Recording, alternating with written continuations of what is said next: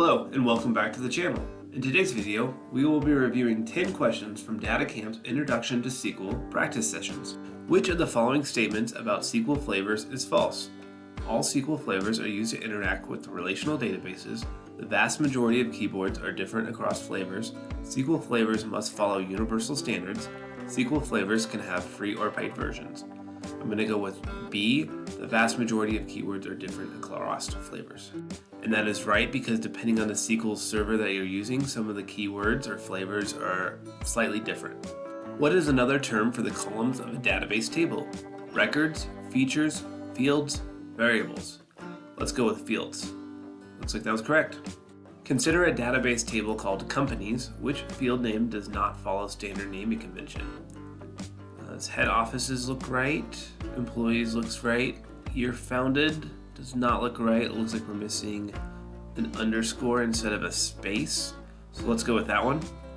Yep, looks like that was correct. Consider the campaigns table, which contains information about the various campaigns a marketing agency is running. Which field is the most appropriate to be a unique identifier? So looking at this, campaign ID would be the identifier, customer ID would be for a join, channels, some information as well as spend, and employee ID would be used as a join. So I'm going to go with campaign ID. It looks correct. Relational databases define the relationship between which entities? Different databases, rows and columns in the same table, and tables in a database. I'm going to go with tables in a database.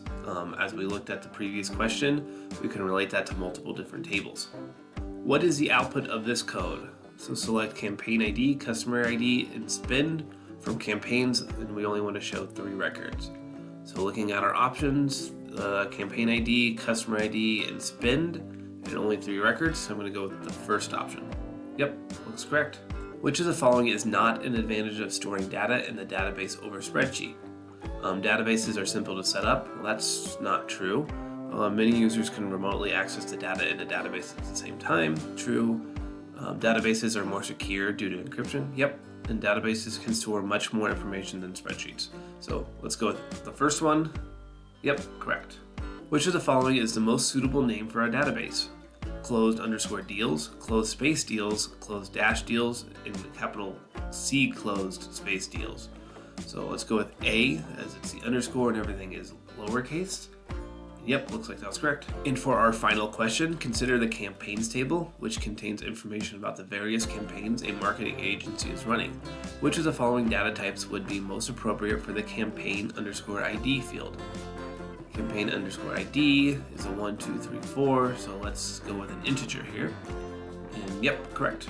And that concludes our practice session from DataCamp's Introduction to SQL course. If you found this video useful, please be sure to leave a like and consider subscribing.